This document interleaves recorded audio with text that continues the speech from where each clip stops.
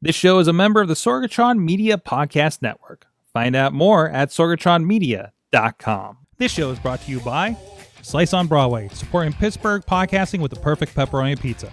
Production services by Sidekick Media Services. And listeners like you, supporting us at patreon.com/AwesomeCast.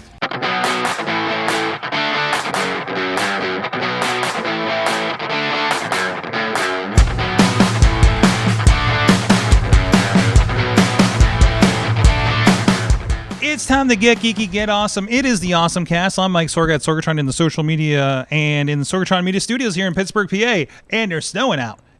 So, despite the weather, we have a wonderful crew. We gave everybody the option to stay home today, and everybody got in the studio, except for Dave Podnar, who lives in the frozen tundra of Verona, PA. How you doing, Dave? I'm doing good. Just you know, the frozen tundra. Yes. I'm using the wrong one here. Oh no, there's something going on here. Oh no, Zoom's giving you a thing. Okay, that'll fix. That'll be fine. Everything will be fine. Katie Dudders is here. Hi. Hello. Hello. Also, you were out. You went shopping today. I did. Good luck. Did everybody stay home? Yeah. Oh, it was nice. I think we'll talk about one of your experiences if we get to one of these stories here. And now there's an interesting, what do I call it, an inflection point when it comes to shopping from home here that you may have witnessed today. So, and we have interns here. Hello, interns. Hello. Intern Tony is on the couch hanging out with us a mile from his microphone, but that's okay. We're learning mic technique. That's what you're here to learn. Right. So, and then intern Mac say hello, Mac. Hello. We'll be messing with him on Mayhem Show later, I'm sure. So anyways, let's get geeky with things with our... And let's go with Sight Unseen. Katie, you go first. Listen, I have something awesome that is related to somebody who has been supporting our show for probably 1,000 years. John Diggy DeGore. It's his birthday today. Happy birthday, Diggy! Yes, I wanted to say that and I forgot to put it in the notes. But yes, he has been a solid supporter of AwesomeCast. How long now? I don't know, almost a decade it feels like. Oh my gosh, yes. So... And so I wanted to say happy birthday to John Diggy DeGore. And also he has given me several great Star Wars comic books over the years. We've gotten a chance to meet up with him, which I definitely have to meet up with him again. And but yes. Are they the newer Marvel ones or they're old school? They're old school. Ooh, okay. Yes. So yes, that's what I wanted to say was I wanted to tell him happy birthday and thank you for supporting our show. Excellent. I think this is one of the first times it's like actually happened that way. It's actually lined up this way. That's tremendous. So what have you been learning from the old Star Wars comics? Because remember, I got you that one, and I was like, what were they doing in this era? No. The clothes were weird. Yeah, and I don't. It's just funny how it doesn't. You try to this should be what happens, and you're like, wait, that's not exactly what's happening, and it's just. It seemed like they were because they were writing the books and I think it was before Empire came out, so they were just kind of making it up as they went along. I think Marvel was really good about I always hear about the toy Secret Galaxy we talk about, and the Transformers is Marvel was doing world building for G.I. Joe and Transformers and other toys. There was a Care Bears comic. There was Get Along Gang. Any property, they had a lot of them, right? Foofer, which was a cartoon, but that they adapted. But and they did He-Man for a minute. DC did He-Man for a minute. So I think they were in that phase because there were toys at the time, right? Yes. So they just kind of went off their direction. You're like, this is the thing should happen. This is how they should interact. And you're like, wait, that's just... Based on everything we learned from the single piece of media that was made at the time for Star Wars, this is probably before the holiday special. Oh, yes. 1979 with the holiday special. Yeah, absolutely. Yeah, 79. So I think that would be before, what year was 81 Empire? 81 was Empire. Okay. Yeah. And then 84-ish was Return of the Jedi and stuff, right? So, they had a lot to just make up. The books I think are supposed to be crazier too. Yes. From what I understand. Yes. So, because again, I think they just went out that way. So, and then there's a reason Disney erased the entire thing to start over when they bought the thing, right? Everything's I canon. mean, yeah, we don't want to necessarily talk about that kiss between Luke and Leia from the first movie. And that's canon. Yep. That's canon. Hey, you know what? Who hasn't kissed their long lost sister, right? So south of the Mason-Dixon long. Anyways. Yeah. So no, that's awesome. No, thank you, Diggy. Yeah, you've been. I say your name every week.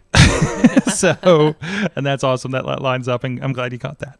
So awesome, Dave. What's your awesome thing of the week? Well, my thing is something that was just announced. It is not released yet, and it is something that is really on the bleeding edge. No, I wouldn't even call it. It's the Samsung Galaxy Z Trifold. Ooh! Oh no! They've upped the ante again.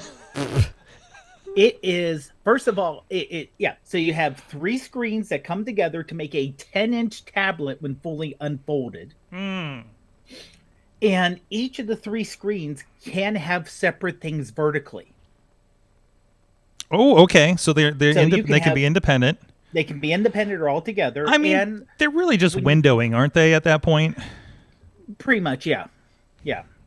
And when it's together, it's very narrow, very tall, but it's still 6.1 inches. And supposedly they've done, all the test type things. And 6.1 is relatively comparable to like maybe a regular size iPad. Is that right? Regular iPhone, the non-Pro iPhone, or even the non-Pro 17. Okay. Is 6.1, or the old Pro that wasn't. Wait, are you saying each screen is that size? Or oh, okay. So it's like having 3 iPhones next to each other. Right. To make it the full 10 inches when it's across. You notice when it's unfolded, it is more. It's very square. Oh, okay. Interesting. If you go to first of all, it's very thin. Very scary thin. Boy. This feels like yes, I'm going to break this. Okay. So, but it's, what I like to see, this is trying something different. And they supposedly did all the tests, and they dunking in water. Okay, gotcha. Did everything else to show that it's actually, the hinges and everything works good. And I'm trying to see if they have the price in here. A lot likely, right? Well, they don't know quite. They haven't announced U.S. pricing. They announced, because it's coming first in South Korea, just shy of 3.6 million, whatever South Korea uses for its currency. So, which is they did the if you just do a straight, how much is that in dollars? It's around 2,500. Yeah, and I think you're seeing that a lot. We saw this with the Steam Machine a couple weeks ago. Like, there's not a lot of pre-announced pricing because literally nobody can, even to the point where they were talking about RAM prices, and they said, we cannot give you a price. You have to call us. We can't tell you until you're buying it, because that's how wildly everywhere things happen to be right now, right? So yeah, you're not going to get prices for a lot of these announced things for a while. Well, they say it's coming to the U.S. in early 2026, first quarter. Okay. So it's not that far away. And it'll actually be released in Korea December 12th in South Korea. So just a shout out to our Korean viewers. If you happen to get your hands on one of these, please let us know. If you have an extra 3.6 million, we do have a friend. Of your currency? We do have a friend. We do have a wife of a show contributor that has friends in Korea. Last I knew. So maybe we can connect on that. I don't know. We'll put that out there. See what happens. I don't know. Put the request out in the world. You never know. Just like Twitter. You just put it out there and see what happens. So that's cool. So it is the insanely long Samsung name. Katie, what do you think? First, have you seen any of the folding phones in person? No. At this point? Yes, I have. Yeah. Okay. Like, knowing that, like, how, like, functionally, where do you see kind of the idea of a triple, what do I call it? Trifold phone. Yeah, triple phone, triple fold phone. Yeah, I don't know what. Just like a wallet. I'm still trifold. Yeah, I'm still kind of grokking this, honestly. So, like, what do you see kind of doing with that while you're on the road? Like, I'm picturing like the old when they used to It's a pamphlet? sunbathe You know, like where they'd have the big piece of, You know, like, it's reflective, so it probably could. That's you know, what I feel yo, like when this- we're out in like Tucson, Arizona, and you want to yeah. get your undertan on, Yeah. like you just kind of fold that thing out, you'll be fine. You'll be fine. Just like you're gonna be out in the Baja field, just like sunning yourself. Fine, I don't want to get myself with that. / checking your social media. Ooh. So. Anything goes at this point. Intern Tony, what do you think of a trifold triple screen phone? You know, I think it's very interesting. I was just looking it up. That's like, I don't see the necessity of 3 screens. I'm gonna be honest. Listen, none of this is necessary. Like Right. we gotta get that out of the way. Yeah, no, that's true. We don't talk about necessary on this show. Right. But I feel like no matter what Samsung like drops, I will be an Apple guy until I die. So I mean, my dad uses Samsung, so it'd be cool to see him get this phone. But I will always be an Apple fan no matter what. There's always like I'll see like sometimes like an Uber driver will have one or something. I'll see him like, oh, how you like that thing? You know, because Yeah. I'm really curious, and I've played with one a little bit. Like I don't know if it's a demo or somebody let me hold one or something. And let me hold it. It feels like the early iPhone. Remember when like Justine came with like the first iPhone and we all like gathered around her. Justine, people know on YouTube at the first like one of the first podcamps, and we just like ooh let me see it because I mean we were all on flip phones at the time, you know. Also, we couldn't see. What am I going to do with this thing? There wasn't social media at the time. It didn't really make sense. We were all like freaked out because there was no keyboard. I mean, this is That's nice. And, oh, sorry. I'll say, if you bring up the Gizmodo article I just put into the doc, it actually shows it folded and folded in a way that Katie could use it as a tanning. There you go. There you go. Look at that. Perfect. Look at that. There you go. And there's your tanning version of it with your Google bars stretched around. That's interesting too. Okay. There's it all folded up. Uh-huh. So that's good. Thanks, Gizmodo, for the pictures on that one, so we can take a look at this thing. There's a bit of a hinge, like a long hinge on this thing. It's kind of crazy. So I don't know. You know, I'm always like, I feel like this is the kind of thing, just like with EVs. You don't want an EV, you don't get an EV expecting to have it for 20 years. I would lease a phone like this. You know what I mean? Like this isn't something that, you know, you just have a moving part and that always scares the crap out of me. So either way. It's like when you're going somewhere and you're like, do I bring my laptop? Do I bring my tablet? Do I bring my phone? Yes. You just bring your phone and it folds out into a tablet. So it's like, oh. I have both. Yep. Yep. Surprise. I mean, and I mean, honestly, most of us are just looking forward to when Apple does their version, which is going to end up better, right? Because that's usually how this goes. You're like, wait for Apple. They're going to be 5 years behind everybody else, but it's going to be amazing. So as it were. All right. My awesome thing of the week is, you know, I was reading an article about like kind of the state of video game streaming, and you know, I remember a couple years when GeForce Now came in, and I kind of like prophesized the future of streaming gaming and everything. And of course, like, you know, Microsoft is really kind of putting in a lot of Samsung TVs and things like that. Like they're really kind of populating that everywhere. You know, I thought about, hey, I got a new TV and I want to do more things with it in my living room. And of course I set up the GeForce Now on it and we've been playing some stuff on there. One thing I forgot is that, there was an app that I bought ages ago called OneCast. It's for Apple devices, so you can put it on your phone, a Mac, or your Apple TV. And the idea is, the main purpose of it was, I got an Xbox in another room. I want to stream to my TV. The problem is, it's up in the upstairs, and I have an Eero, and I've talked about I have wireless problems in my house because it's old and has these metal walls like in the plaster and all this stuff. So Wi-Fi is not great there. It's several hops for the Eero to get down to me. So in-house, it still doesn't work. GeForce Now works tremendous, by the way. I'm using you remember the first Chromecast Google TV that came out a few years ago? That's what I'm using for the GeForce Now. By the way, it's better than the Android TV that came with the telly, because we talked about how that thing's kind of trash. It works. It's just slow. It's the most standard low-end like Android stick I think you can get with a controller or with a remote.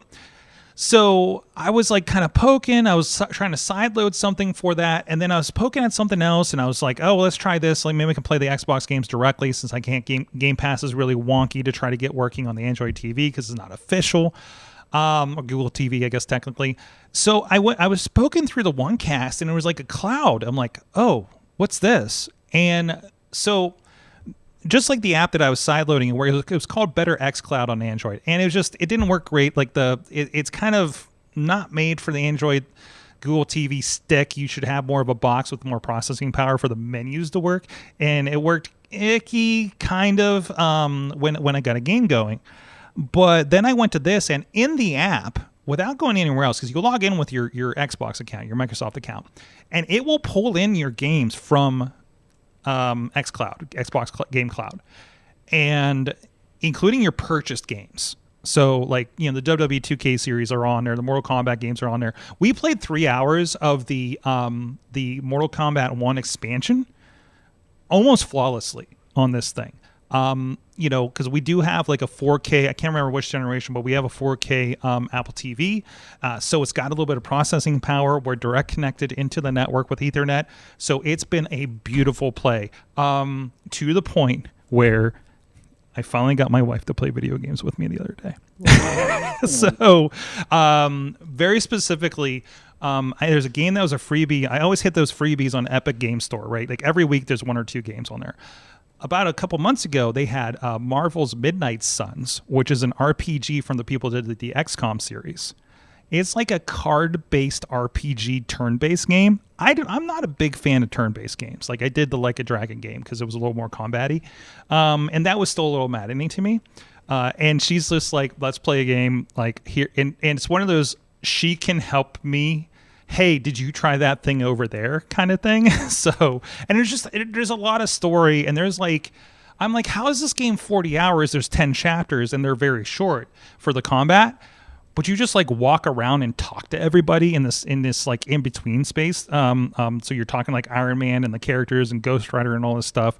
So it's really good with that. The characters are pretty good. The story is kind of interesting. It's more, magic based than characters than Spider-Man, Wolverine are in it, and stuff like that, but it is more like characters you may not know unless you watched like Agatha All Along maybe, and even some of the other ones, even like the main character you are, I think, is made specifically for the game.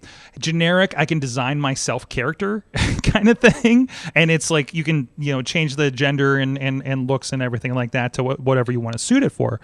Typical RPG stuff, if you played a D&D based game, or any of that kind of stuff.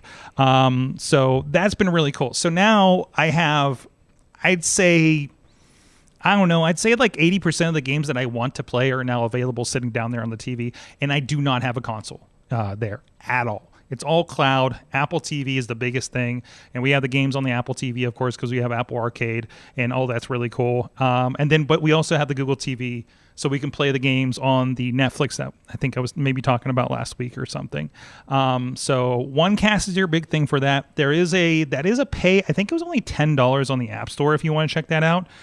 So that's pretty straightforward. It's not giving me the price on this one. Free. Oh, it's free to download, and there's an in-app purchase, and I'm pretty sure it's $10 for this thing to be able to do that. So if you have an Apple TV, you have a direct connection, and you have the Google, the Xbox Game Pass with the streaming, you can use this through this. The purchase is, and I think the purchase the purchase used to be you do it online, but I think they do have it in-app purchase now as well. They do. Yeah, actually, I just brought it up on the App Store. Okay. The full unlock is $15, and it says additional support for $10. Additional support?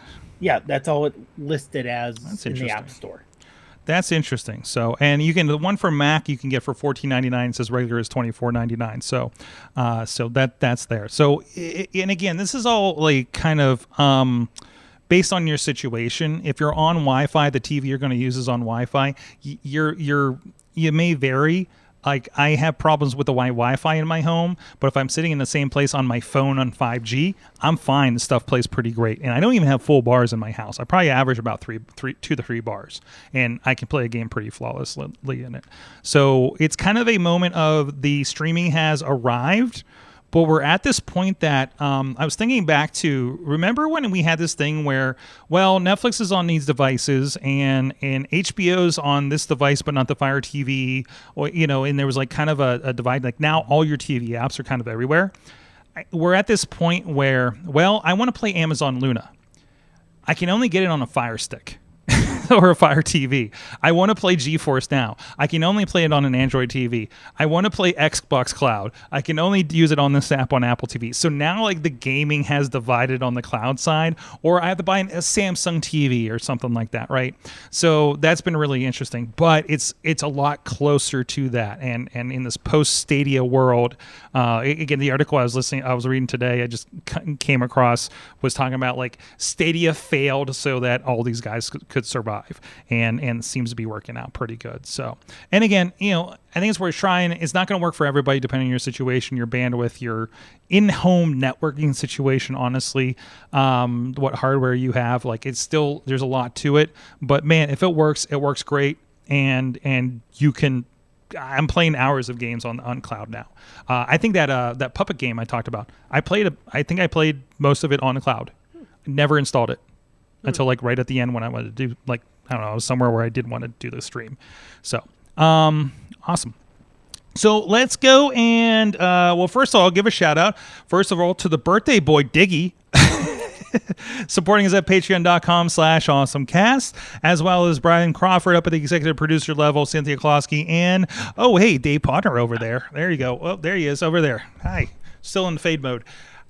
Guys, thank you for supporting the show. You're helping us keep the servers rolling and everything that keeps this show going from week to week, so we can keep having fun here and having our conversations with you, and have people yell at me on Twitter, apparently. But that's okay. Sheets has my back. We might talk about that on Patreon. So, and let's take a look at Chachi's video game minute. Welcome back to the Chachi Says Video Game Minute. Here's as much video game news I can cover in about a minute. The Guinness Book of World Records has awarded Lara Croft with 2 records, one being the best-selling video game heroine of all time, and the character who has been on the most magazine covers, coming in at 2,300. Incredible on both accounts. And lastly, slowly but surely, more and more news about the pending Assassin's Creed Netflix show is being leaked, the most recent being that Toby Wallace, star of Euphoria, is signed on to be a co-lead, and the show will take place in ancient Rome, which is a time period yet to be used by the games. So we'll see what happens as it gets leaked, because internet. That's all I have for you this week on Chachi Says Video Game Minute. We'll see you next time. Thank you, Chachi, for that. And we were talking square boobs and cone boobs in relation to the Tomb Raider story. I'm trying to find it. I remember a relatively risque cover of PC Gamer I had. Also remember I was in that prime, like, 16-year-old age when Tomb Raider was a thing. So that was actually, quite a thing for that time period. But I just remember, like, I'm pretty sure the PC Gamer cover was like the swimsuit cover when they're doing Tomb Raider 2, because they were just like, we're just gonna go there. Yep, there it is. Laura's back, and there she's just in a bikini with a gun, because that is, that's very 90s right there. And even the rendering is pretty low res, isn't it? Oh boy. This was, I gotta tell you, again, that era, I was very excited as a developing youth to see that in my mailbox. So, those were the times. So, then were we talking about the risque games for NES at some point here? Yes. I don't know if that was Patreon or something. That was an era where Leisure Suit Larry's and pixelated kind of like alluding to things at the time. So, and PC gaming was really kind of the Wild West when it came to that. Speaking of Wild West, Katie, you have a story. Oh, yes. Which one? Oh, yeah. Red. I was like, which one? There's so many that could have been. The one with cowboys. Everything felt like cowboys being in the Wild West today. Let's see. Yes, we were talking about Red Dead Redemption. Take 2. Thank you. There we go. And it's on Netflix. Well, at least the game is. So this is the original game from 2010. Yes. It looks like the graphics may be updated. Yes. And it's a completely mobile version. This is the first mobile friendly version they have done of this, and they're hoping this brings folks back to well, Netflix gaming, because they're having some trouble getting folks to keep using the Netflix gaming. But Oh, we've really? seen, I think it was it. Yeah, it says fewer than 1% of its subscribers base engaging with the available games. Yep. And but yeah, so we've talked about some games recently that have popped up that are serious game, well, at least games that we would not based on TV shows or based on Podnar finding love on an island. And Hey, how'd that go, by the way, Podnar? After the setup, I kind of stopped. To be honest. Okay. You set up your person and just couldn't find. Like, I can't get past the the setup portion. Anyways, this is what it looks like. This is the trailer for it. Again, this is a 2010 game, so I think it's around like a PlayStation 2 game, perhaps, when it came out. And this is the original. There's a sequel that's been out since and everything. It does include the Zombies Undead Nightmare version of the game too, the expansion pack. I played a little bit of it. Good news, unlike the WWE game, this one is controller compatible. ooh, So, and again, I'm going to Netflix and saying, please put this on the Apple TV. If Netflix, listen, Netflix, if you want more than that 1%, some of us like to play on our TVs, especially when you have a game like this, okay? Because I don't know, like, I know it's on mobile, but like, who's like sitting there and playing, like, I know I'm playing more and more kind of games on there, but I don't feel like a large percentage is hitting up like Grand Theft Auto, like the PlayStation 2 era ones, like you know, like, and there's some good stuff on there. There's like a Sonic game. There's like the Ninja Turtles Shredder's Revenge that we've been loving, that like kind of old school beat 'em up. They had Monument Valley, that, you know, but and they're coming and going. So, you know, they dropped Monument Valley 3 on there, and it wasn't there for long, and it doesn't seem to be anywhere else. So it's kind of becoming confusing, or it's stuff that looks like the games that got Dave's attention. The Love Island games that you or whatever. Well, okay, now I know we're saying because I brought it up, but literally, if you're just scrolling through the games, and you know the App Store is very controlled on what they allow, Yes, with content, and all of a sudden you see this image, you're like, huh? It kind of sticks Apple up. allowed this? Yeah, but I mean, you go through the App Store. There's plenty of things like that too.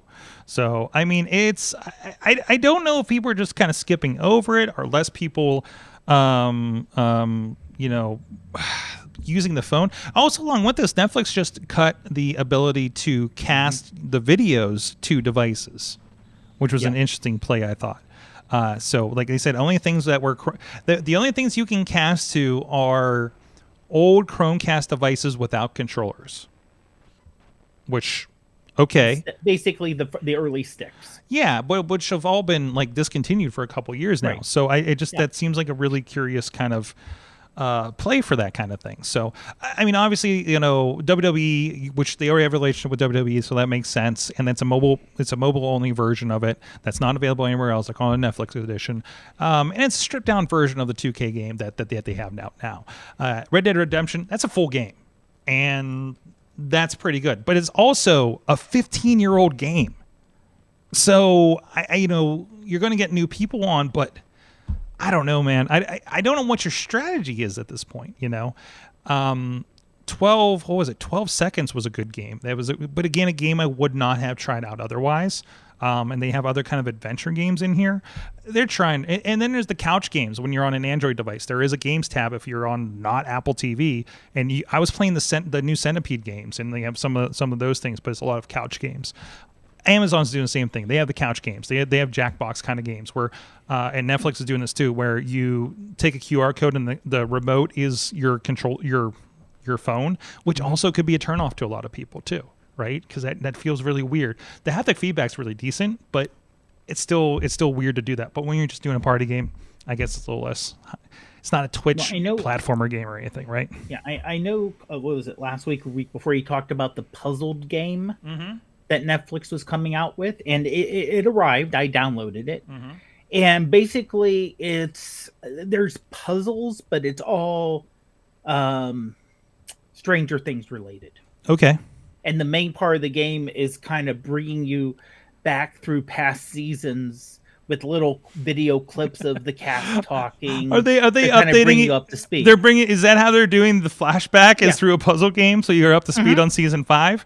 Also, That's exactly because the rest of the games are just kind of practice for the games you do during the path. And I got up to the point where it's like, oh, this stage will unlock in 12 hours. oh, it's time released.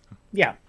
Which honestly, if you get to that, you're going to be like, okay, I'll get back to it when I get back to it, because those are the type of games that you know, oh, I'm standing in line, I might as well play a game real quick type thing. Well, speaking of video games, we're going to keep rolling along here. I had the opportunity, one game that's been on my list, I mentioned the Ninja Turtles game. The same developer that did that. I think they also did a G.I. Joe game that I'm waiting for it to come down on price to pick it up.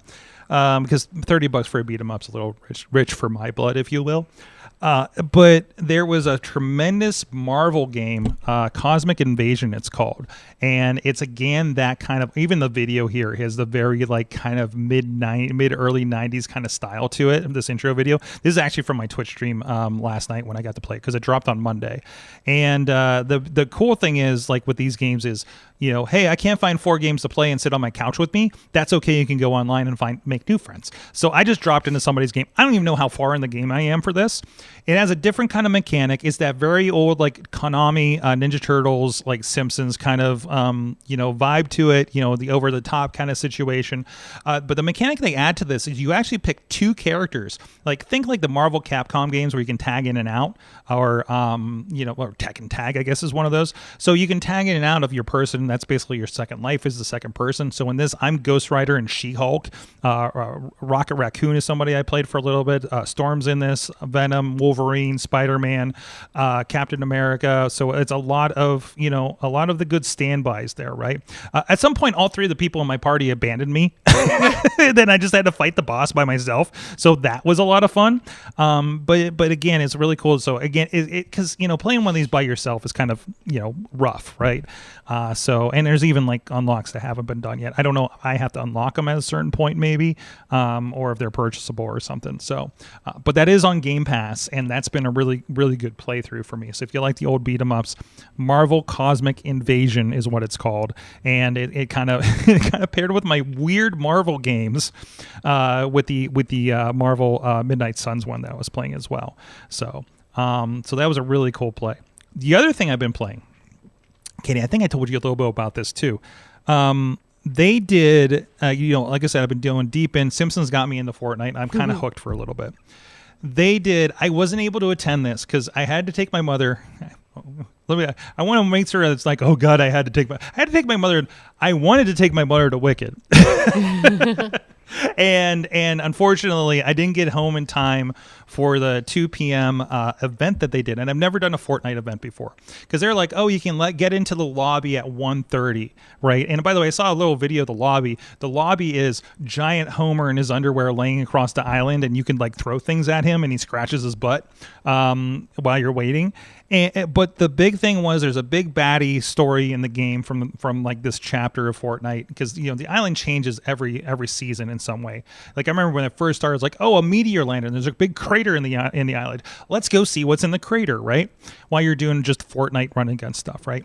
So in this case, I haven't seen a lot of it, but there's some videos that are out there. And apparently it was to the point where there's Giant Homer, Godzilla, King Kong, Superman, and like a bunch of others. And they drew, according to articles, 10.5 million players onto the platform for this one single event. And I think you just drop into the event and kind of witness things going on around you, and you're just there, and it's like, oh, look up and see there's Godzilla. Iron Man's part of the K-pop Demon Hunters, and they called it an Avengers Endgame style finale, which sounds really incredible. So this is the kind of stuff I'm starting to get it on Fortnite right now. We're experimenting more with it. I pulled it up and I was like, Missy, what K-pop Demon Hunter level, fan-made level should I play here, and we played that for an hour and stuff like that. So, yeah, and here's a little bit of the video. There's Godzilla going for the giant monster, for instance. And it looks like the, what was that, New Empire, right? Where he had the pink tail to him and everything. That looks like Godzilla with the gauntlet, or I'm sorry, King Kong with the gauntlets. There's Homer, giant Homer. So there's Iron Man beside you, and you're just witnessing this fight go on. So really cool, epic event, and I guess if you're there for like a lot of the story, like this is really cool. Voltron's there. What the hell? Like it's like the thing I love about Fortnite. I'm playing this game, and you're just like Meanwhile, I'm Marge Simpson. And then it's like, oh, I just got killed by a green Power Ranger. That was literally the green Power Ranger was right there in that shot when I pulled that up too. So it's just like the wildest thing. So and then they're down for a couple hours. They came back and they have season 7. They got rid of the bus, so you have to ride a wave into the island, and it's all West Coast themed, which is the first time that they've done this. So that's really a really fun kind of update. Kill Bill is a part of this. Back to the Future, Marty McFly is a part of this. They give you, if you get the Game Pass, or you have if you have Xbox Game Pass, and they give you the crew on there, they give you the Uma Thurman Kill Bill character right off the bat. You can find these zones, and all the skullgirl looking characters from Kill Bill come out, and you have to take them out, and they give you a sword. Like there's a lot of fun stuff. Like it's just really cool, kind of weird discovery in this, right? But then it gets really weird, like seeing Marty McFly with an AK assault rifle is really strange to me. Seeing Superman with a shotgun is very strange to me, right? Marge with a gun, also very strange to me. But that's kind of the weird, kooky fun of it. So it's funny. I was talking to Chachi about how they put different characters now in Call of Duty. Like they had WWE in their characters, and but the thing that people kind of pushed back on, Jane Silent Bob are in it, so he had to pick those up. When they put Beavis and Butthead in there, because they were cartoon characters now in Call of Duty, that's when people started kind of revolting on the idea. So I'm going to keep poking at this. It's too much fun. So and there's so much games. There's so much in there. I was doing the racing game on it. We've been doing the music festival, so it's taking me back to old like Guitar Hero days a little bit. So it really is kind of a nice variety. So, anyways, let's keep on the video game size. Did you see the Hideo Kojima story in here about an old game idea he wanted to do early on? Now Hideo Kojima is he does Death Stranding, Metal Gear Solid games, I think maybe even the original Metal Gear games. So he did this game. This is like back on floppy disks, right?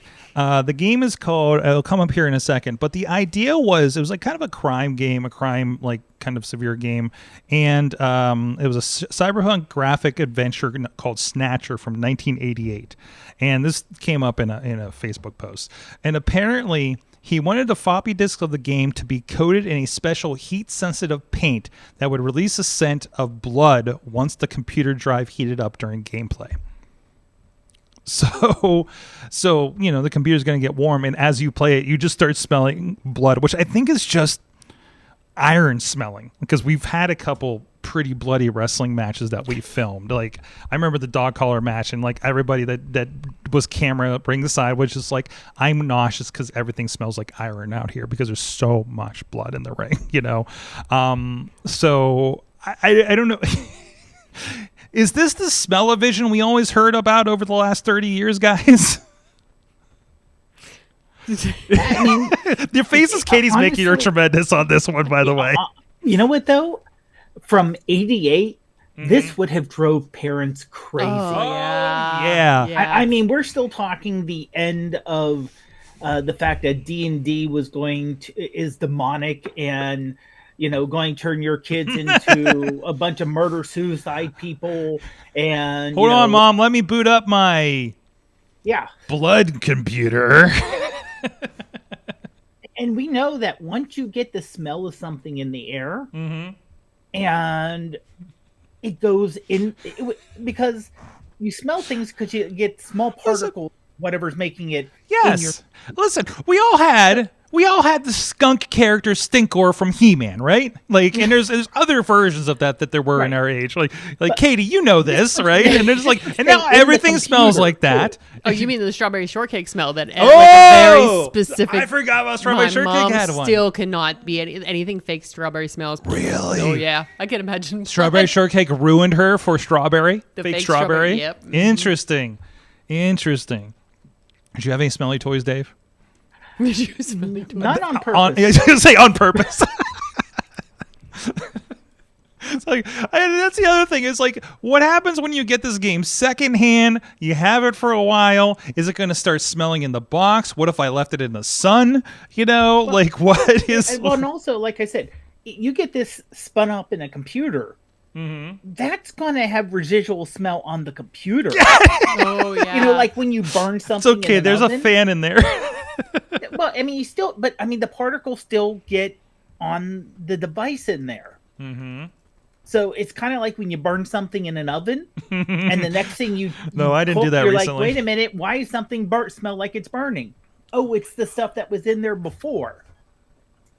Jeez. So that would it would have been horrific. It would have been, lots of gnashing of teeth. It would have been lovely. Intern Tony, what do you think of this? I mean, first of all, do I have to explain a floppy disk to you, given your age? I know what one looks like, but I honestly don't know what it does. I'm gonna be honest. He's like, I understand the concept. I understand the concept. Disk. Okay, 1.4 megabytes. Wow. Okay. Yes. 3.5 inches. 3.5 inches for the later ones. Right. Anyways, your thoughts? I mean, like, so I was doing the media, so I kind of was in and out of listening. But something about the floppy disk smells like something. Yeah. There's paint on it that when it warms up in your computer from operating, it would start emitting an odor that smells like blood. Oh, interesting. I think this could be a cool concept. Like you're watching something, and then all of a sudden, whatever you see on screen, you smell that like coming out of the system or whatever. I think that'd be a pretty cool, idea. I think that would enhance the experience. I'm not sure if I would enjoy smelling blood while I'm working, but it'd be interesting, I guess. It's a crime cyberpunk thriller, so yeah, I mean, yeah, that's true. I mean, it'd be pretty cool. Imagine you're playing Mortal Kombat, let's say, right? And that's what comes out. Smell-o-vision games. I don't know, man. Maybe that's the next thing after we get our VR thing going, right? And they'll just I don't know. What are you going to have, nose plugs that have smells or something like that? Or is it just going to pump it in your face, locally? I was trying to figure out when the golden age of scratch and sniff stickers. Feels like about that time. Yeah, was this this? Are they still a thing? Scratch and sniff stickers? I'm sure they are. Probably. Yeah, I mean, they're still around. They found a grown-up things like when you get your Glade and stuff like that. Oh yeah. Oh right, they're samples. What apple cinnamon smells like, or what pumpkin joy smells like. I found donut ones. No. This is strawberries. There you go. Stinky Stickers is one of the brands, by the way, if you're looking for those these days. So that gives you the idea. Well, can I add something to go ahead. The VR? Well, this is kind of on that same base, but when I was Best Buy shopping on Black Friday, I saw something which I thought was insane. They were selling a VR haptic suit that gives real life optic nerves, sound waves, everything. So when you're watching and playing something, you feel on your body what's happening. You sense everything, and I just think that's Best Buy has this. Best Buy has it. I mean, that's a concept. That's a. Have you ever seen Ready Player One? Yes, Remember he had the suit and he was trying to upgrade it and everything. Yes, but that's something you see and think that's not even possible. I mean, I think I've seen a adult tech conference version of this. There wasn't there a vest that part of a fighting game that when you got punched, there was a. It kind of had a vibration or percussion, so it felt like you got hit in the chest. I'm curious about that. Or if it wasn't released, at least wait a minute. How about this? There's a Black Friday and Cyber Monday sale for a BH Haptics. Is this what you saw in Best Buy by chance? Yep, is it? That is what I saw. So it's BH Haptics. I think you're on the same page, Dave. So you wear the vest, and yeah. Oh, and you're playing Call of Duty. This is going to go really well. It looks like you have about a 4x4 grid of sensors on the back that was showing in that. Sim racers. This will be great too. Oh wait, you have, what are the wrist things? Is that vibration? Maybe. So like when you're feeling the or just maybe like position of your hands. Yeah, it might like tap you on the wrist or something like that, or give you kind of pressure or something as you're going, or the feedback from when you're shooting guns, obviously, right? So, man, that's actually pretty cool. BH Haptics. Oh, for music lovers as well. Wait, what's happening on the music game? What are we doing? It probably vibrates with the beat. Oh, there you go. You get that like bass effect. Yeah. Yeah, there was like just like you're at a concert, there's you like feel speakers. the music. Yeah, there's like speakers on the suit, so you feel the sound. So then it's not like you're not like bumping bass through like your room and bothering the neighbors or something like that. How much are they? Save up to $100. That gives you an idea. That's never a good thing. That's never a good sign there. Okay, we got the Air, the Pro, or the tack sleeve. Let's go Pro and see what this looks like, guys. Made for Meta. My buttons aren't working on this page. Oh, this is a thing that Mac does to me. Oh no. Oh, I didn't accept the cookies. Yeah, that's what it's doing to me too. I was Okay. like, no, all right. stop there we it. go. Oh well, we start at $529 for the TaxSuit Pro, and then there's the bundles with the sleeves and the visor go up to $630 and $740. But that's if you're like that guy and you got like the rig. By the way, the low end version, the TaxSuit Air. is to $209, which that's not bad, man. That's not does bad. It give sizing? Because I mean, that does matter if you're a bigger person. Man, everybody seems pretty fit in these ads. So I think you're missing like, where's the big boy version? Come on. Where's the 2X size? Where's the 2X? Can I get that in 2X? It's got a zipper across the front. I'm sure that one size fits most, perhaps. Maybe we'll look further into that because I'm really kind of curious. I'm going to drop that link over in the chat for us too. So, I do want to mention something when we hit Patreon about that. When I first saw that on screen. Okay, all right, move on. I was gonna say because I got a thing to show you on that page too, the pro page. Okay, all right, we'll go into that. Do we share all of our intrusive thoughts on Patreon? Is that what's happening? Okay, that's what I thought. It's safe. Yeah, I think that's the safest place to do it. Yeah. So, Katie, tell me about I'm trying to tone this down. Did you like that in the doc? Katie, tell me about Amazon. What they're testing. Oh, I thought you were gonna go with Waymo. And no, that's the next one. Oh gosh. Okay, Amazon is testing 30 minutes or less in Philly and Seattle. They're trying to get you your items super duper fast. If you can't wait till the next day. In some cases, they already have same day in a lot of these towns too. Yes, and yeah, it's pretty. Living near an Amazon distribution center. You live really close to one. Comes in handy sometimes. Mm-hmm. But in 30 minutes or less. The options when you look at Amazon when you're in Seattle are ridiculous, by the way. I can't imagine. It's nuts, man. I was like, can I get this doohickey? Oh, I probably can. So next time I'm in Seattle and I need a thingamabob, I know where to go with this. So is this everything or is it, because I feel like they've done versions of this with like produce or something that came out of maybe like the Amazon Fresh or the, what's the store that they have? What's the store that they bought? What? Whole Foods? Whole Foods. That's the one. It looks like it's they're testing a certain number of products, like in the thousands of products, but a certain amount. And depending, this is where you get, if you don't have Amazon Prime, you're going to pay a lot of money for this. They're like, oh, hey, by the way. Oh, this is an extra upgrade. Oh, interesting. Prime Plus. Super duper Prime Plus. Super duper Prime Plus. So Amazon Now orders start at $3.99 per order compared to $13.99 for non-Prime customers.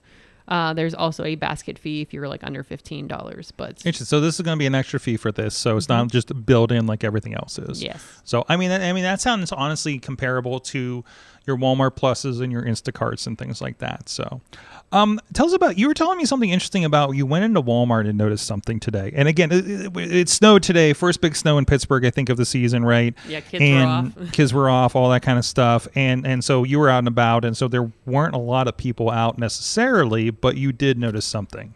I was out, so I did some shopping. I went to Robinson because I was like, yes, it's going to be quiet. And I went to Walmart, and most of the shoppers were shopping for other people. Like they had their lists, and they had their, they were doing the DoorDashes, they were doing the whatevers, and even the Walmart employees had the big carts out where they were fulfilling orders. So everybody was fulfilling orders. There were very few folks shopping for themselves. So Walmart kind of became a sort of warehouse distributor for the day? Yes, it did. Very much so. Interesting. Yes. Because everybody's sitting at home and like we did the same thing here. We were talking about an order got delayed. It might show up here during the show from Walmart because we need we realized we need, we didn't get salt. We need a new shovel, and we need shoes for Missy when she just wears boots up here, and her feet are too warm. So we did it too, and I know she said they couldn't find drivers earlier today, so she had to do a later order like for tonight. I think that's very interesting. So now we're at this phase, like this feels like a version of at what point of the internet is the internet just AI regurgitating itself onto itself? At what point are and it's not AI, but it's like the service has taken over the space for the people kind of situation. Like, I don't know what that means.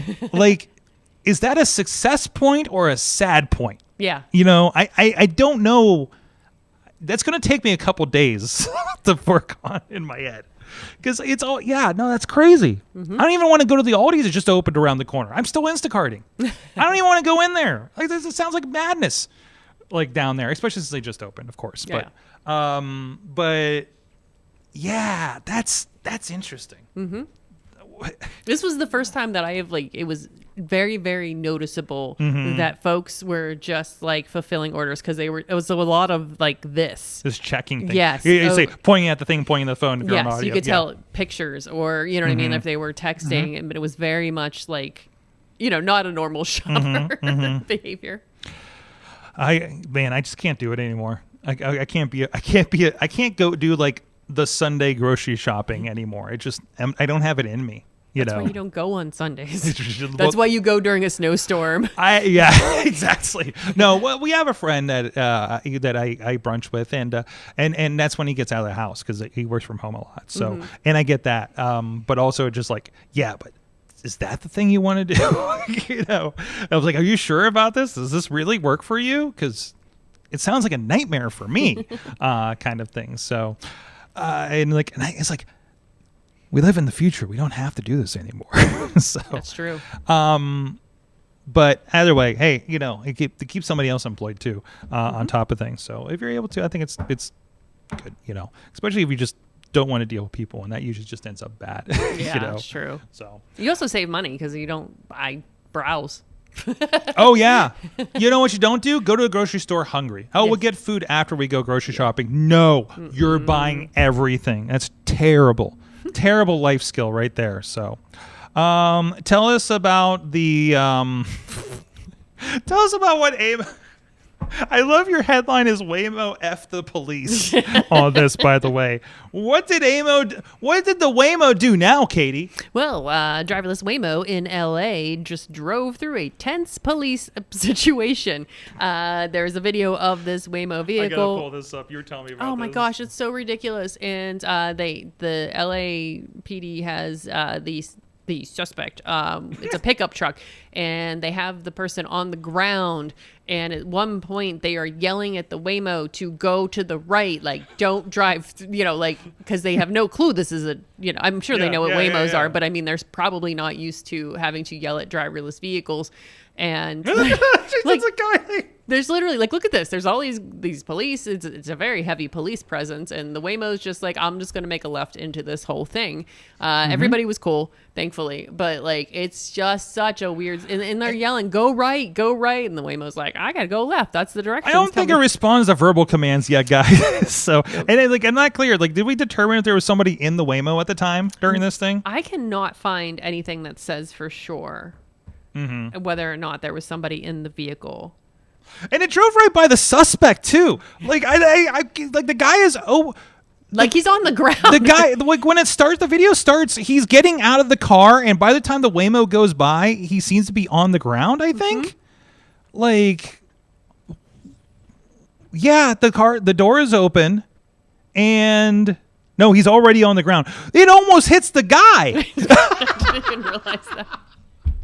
Oh my God! This is Los Angeles. Los Angeles is its own special kind of wild. So there was a Waymo in Pittsburgh. What?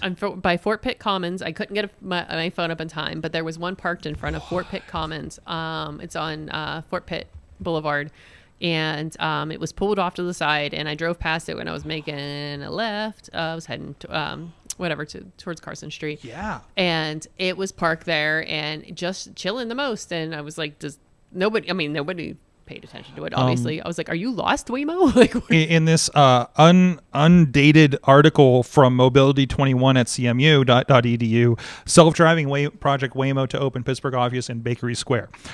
So yeah, they be here. And they hired 20 workers, and they're that was may have been pre-pandemic, because I remember back then. Okay. And this was actually a while back. Was Ruth? This is because I remember that we were going into the office. Ruth would take the bus from Sewickley to downtown. I pick her up there and drive home, and going up Liberty Avenue through Lawrenceville. There'd be driver in Bloomfield. There'd be Waymos with the radars on top. And I see 2021 too. So, hey, and we get a lot of, like, not Waymos, but we get a lot of cars in town.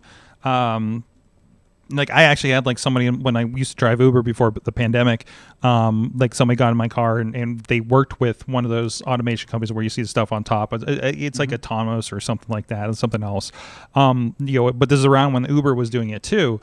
And like, to my knowledge, they're mostly doing mapping with that technology and kind of that kind of thing. I didn't know how much, like, actual, like, because I think there was a little bit of a you're not allowed to do autonomous in town testing in town anymore after Uber did not deliver on their promises.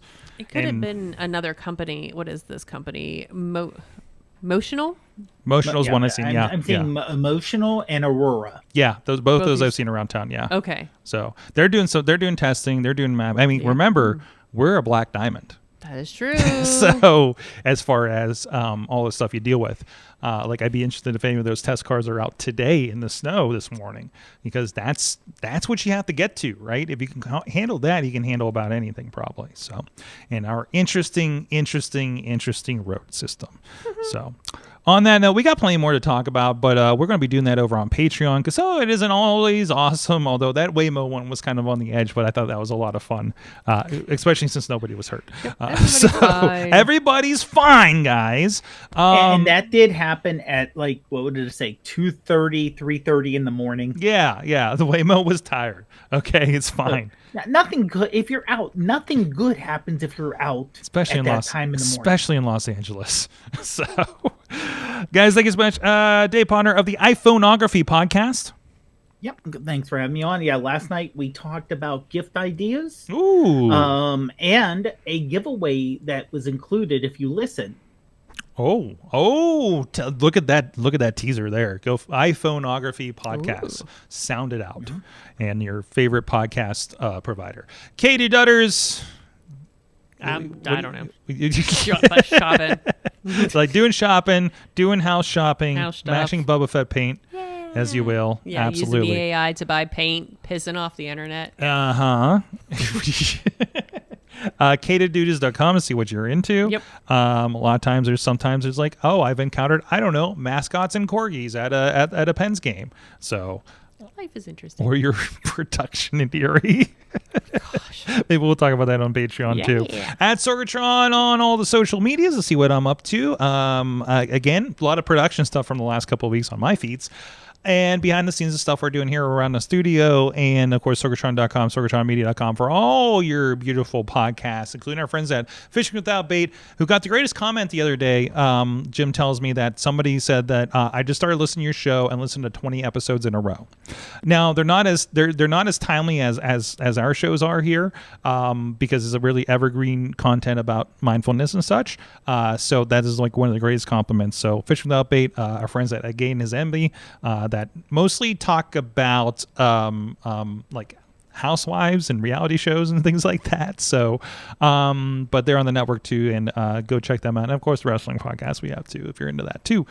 So, with that, we'll stay tuned for Patreon. If you're joining us at patreon.com/awesomecast, I hope you enjoyed the video we just posted yesterday about the dick laser that we talked about last. Should I say that on the show? Yeah, I don't know. That's the tease. It's up there. Sorry, it was a little late. Patreon was not liking my video for some reason, so it took me a few days to figure out why, to shove it through the processing hole. We'll see you guys next time. You have been our awesome audience. Have an awesome week.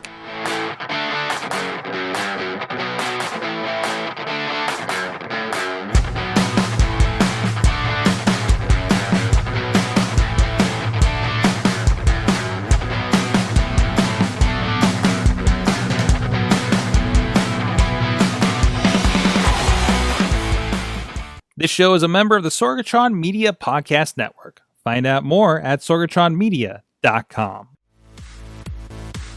I'm Eamon. I'm Merlin. And we're a gay. And his NB. Are you a reality television connoisseur? Do you like it discussed from an LGBTQ lens? If so, A Gay and His NB is the podcast for you. Hear us break down all your favorite guilty pleasure reality shows from Bravo, Drag Race, and just about everything in between. Listen to A Gay and His NB on Apple Podcasts, Spotify, or wherever you listen to podcasts.